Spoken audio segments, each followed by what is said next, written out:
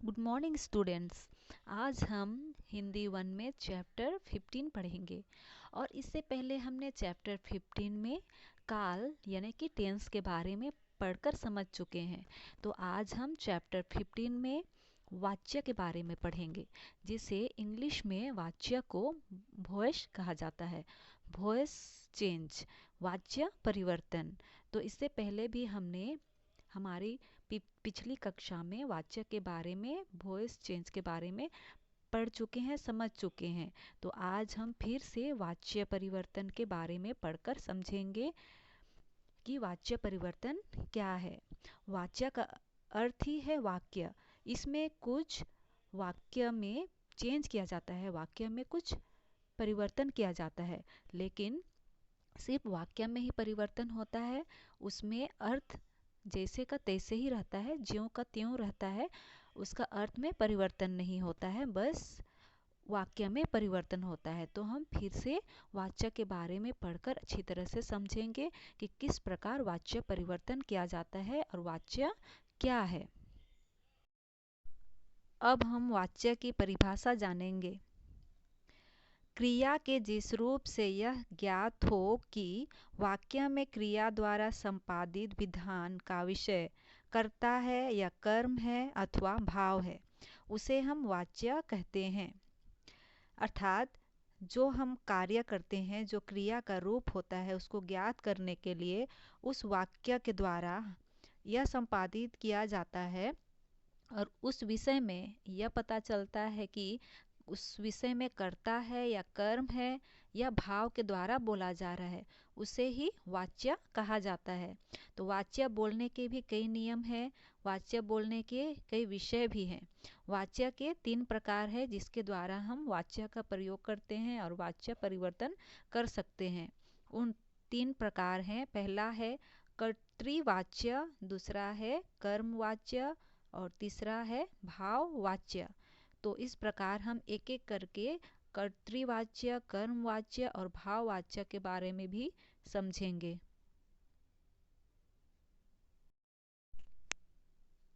पहला है कर्तृवाच्य। कर्तृवाच्य जिस वाक्य की क्रिया के लिंग और वचन कर्ता के लिंग और वचन के अनुसार होते हैं, उसे कर्तृवाच्य कहते हैं। कर्तृवाच्य अकर्मक व सकर्मक दोनों प्रकार की क्रियाओं में होता है।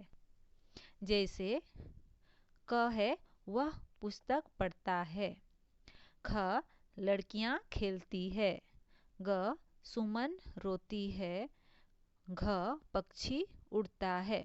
तो कर्तृवाच्य क्या है? जिस वाक्य की क्रिया के लिंग और वचन कर्ता के लिंग और वचन के अनुसार होते हैं, यानी कि कर्ता के अनुसार ही प्रयोग किए जाते हैं, उसे ही कर्तृवाच्य कहते हैं।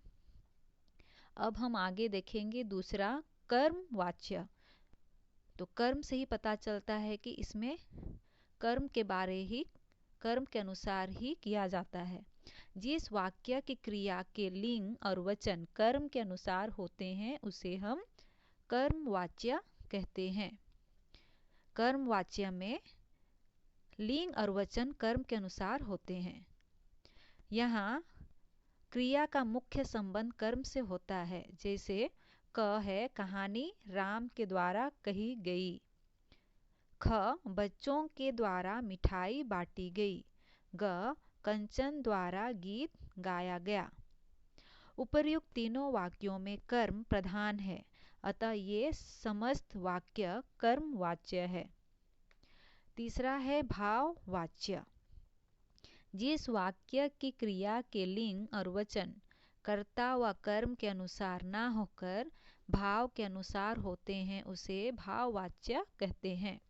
यानी कि जिस वाक्य के द्वारा हमें यह पता चलता है कि काम यानी कि क्रिया के लिंग और वचन कर्ता व कर्म के अनुसार ना होकर, कर्ता के अनुसार और कर्म के अनुसार ना होकर भाव के अनुसार होते हैं, उसे ही है भाववाच्य कहते हैं।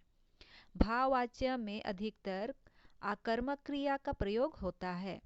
भाववाच्य की क्रिया हमेशा अन्य पुरुष पुल्लिंग और एक वचन में रहती है। इसमें प्रायः आशक्त प्रकट करने के लिए क्रिया प्रयुक्त होती है, जैसे क उसे चला नहीं जाता, ख सोहन से लिखा नहीं जाता, ग हमसे पढ़ा नहीं जाता। इन वाक्यों में भाव प्रधान है, अतः ये समस्त वाक्य भाववाच्य है। हम कर्तृवाच्य, कर्मवाच्य और भाववाच्य इनके बारे में समझ चुके हैं। अब हम आगे वाच्य परिवर्तन के बारे में जानेंगे कि वाच्य परिवर्तन किस प्रकार किया जाता है। कर्तृवाच्य से कर्मवाच्य बनाना। अब कर्तृवाच्य से कर्मवाच्य किस प्रकार बनाया जाता है। क कर्तृवाच्य के कर्ता के साथ से या के द्वारा जोड़ा जाता है। ख यदि कर्म के साथ कोई विभक्ति लगी हो तो उसे हटा दिया जाता है। यदि कर्म के साथ में कोई भी विभक्ति चिन्ह लगा होता है तो उसे हटा भी दिया जाता है। ग क्रिया में अ अथवा या जोड़ा दिया जाता है तथा उसके बाद जा धातु का कर्म के लिंग, वचन, काल तथा पुरुष के अनुसार प्रयोग किया जाता है। जैसे अब हम देखेंगे किस प्रकार परिवर्तन किया जाता है कर्तृवाच्य से कर्मवाच्य बनाने के लिए। कर्तृवाच्य और कर्मवाच्य। कर्तृवाच्य है वह काम करता है। कर्मवाच्य में बदला जाए तो परिवर्तन होगा उसके द्वारा काम होता है, वह काम करता है। और कर्मवाच्य में जब बदला गया तो उसके द्वारा काम होता है, तो यहाँ द्वारा जोड़ा गया। अब मीना कपड़ा बुनती है, मीना द्वारा कपड़ा बुना जाता है। कर्तृवाच्य में गीता पत्र लिखेगी, कर्मवाच्य में गीता से पत्र लिखा जाएगा। सीता ने पत्र लिखा, सीता के द्वारा पत्र लिखा गया। दिनेश गेंद खेलता है, दिनेश से गेंद खेली जाती है। सुमन पुस्तक पढ़ती है, सुमन के द्वारा पुस्तक पढ़ी जाती है। तो इस प्रकार हम कर्तृवाच्य से कर्मवाच्य का परिवर्तन किस प्रकार किया जाता है ये हम समझ चुके हैं। तो कर्तृवाच्य से भाववाच्य बनाना अब हम देखेंगे और इसके नियम है क कर्ता के साथ से या द्वारा के द्वारा जोड़ा जाता है। ख क्रिया के साथ काल के अनुरूप जाना धातु के रूप लगाए जाते हैं। ग भाववाच्य क्रिया हमेशा अन्य पुरुष एक वचन पुल्लिंग में रहती है।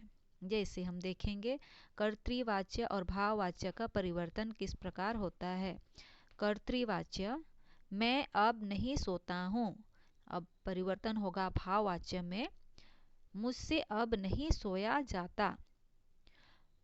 कर्तृवाच्य अब हम नहीं दौड़ेंगे और भाववाच्य में परिवर्तन हुआ अब हमसे नहीं दौड़ा जाएगा। सीता रात भर कैसे जाएगी, सीता से रात भर कैसे जागा जाएगा। बालक नहीं रोता है, बालक से रोया नहीं जाता। मैं नहीं बैठता हूँ, मुझसे नहीं बैठा जाता है। कुसुम नहीं हंसती है, कुसुम से हंसा नहीं जाता। तो इस प्रकार कर्तृवाच्य से भाववाच्य बनाया जाता है।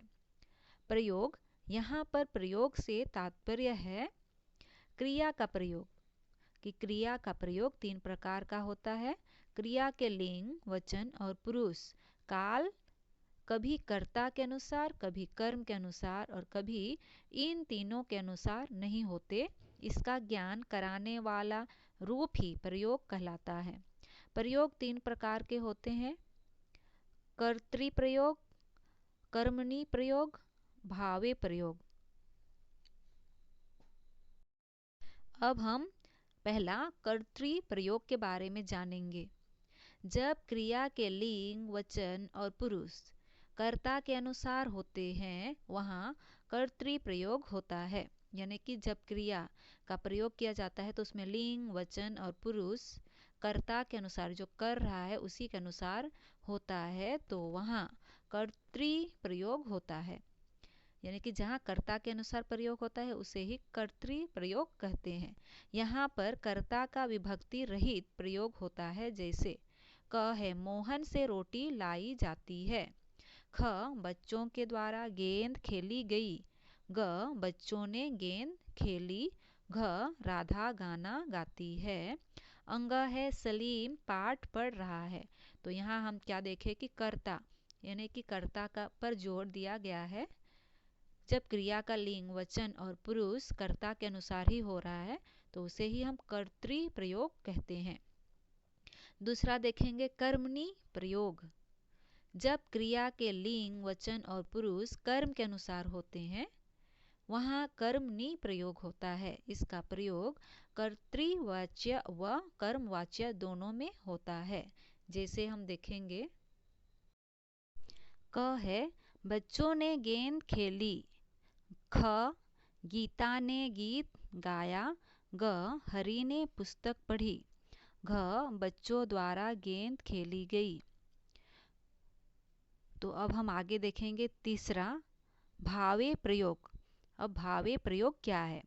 जब क्रिया के लिंग वचन और पुरुष कर्ता या कर्म के अनुसार नहीं होते, प्रयुक्त क्रिया हमेशा पुल्लिंग एक वचन और अन्य पुरुष में रहती है। क्रिया का संबंध भाव से होता है।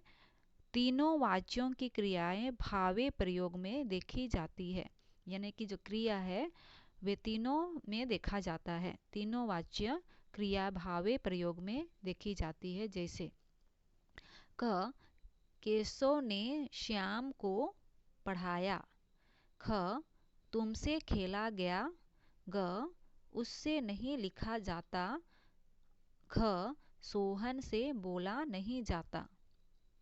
तो भाव प्रयोग क्या है? जब क्रिया के लिंग वचन और पुरुष कर्ता के कर्म के अनुसार नहीं होते, प्रयुक्त क्रिया हमेशा पुल्लिंग एक वचन और अन्य पुरुष में रहती है, तो वह क्रिया का संबंध भाव से होता है और तीनों वाचक की क्रियाएं भाव का प्रयोग में देखी जाती है। वही भाव है, भाव का प्रयोग भाव के अनुसार ही यहाँ देखा जाता है कि क्रिया के लिंग वचन और पुरुष कर्ता या कर्म के अनुसार नहीं होते हैं बल्कि भाव के अनुसार यहाँ होते हैं। यानी कि क्रिया हमेशा पुल्लिंग एक वचन और अन्य पुरुष में रहती है, तो क्रिया का संबंध भाव से होता है। तो इस प्रकार हम प्रयोग के तीन प्रकार होते हैं ये भी देखे, जिसमें कर्तृ प्रयोग, कर्मणि प्रयोग और भावे प्रयोग। प्रयोग के तीन प्रकार हैं, कर्तृ प्रयोग, कर्मणि प्रयोग और भावे प्रयोग। ये भी हम समझ चुके हैं। तो इस प्रकार हम आज का पाठ वाच्य परिवर्तन या वॉइस चेंज के बारे में हम समझ चुके हैं कि किस प्रकार वॉइस चेंज किया जाता है, वाच्य परिवर्तन किया जाता है।